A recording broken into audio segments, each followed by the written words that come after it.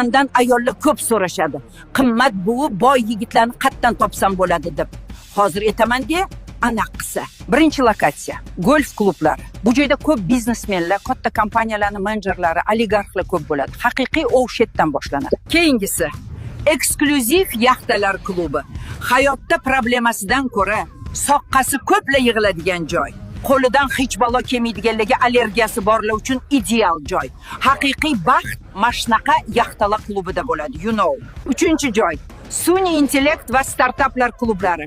Bu yerdachi boy, yosh va slishkim aqlli takoy yigitlar yig'ilishadi. Bunaqa aqlli bolalar bilan hayot tufta problemalarsiz o'tadi. Chunki bunaqalarga mayda ishlar, gap so'zlar vobshe qiziq emas, yeslicha. Bu tayyor qo'llanmani yaqin insonlaringizga tashab qo'ying, to'g'ri odamlarni to'g'ri joylardan qidirishsin.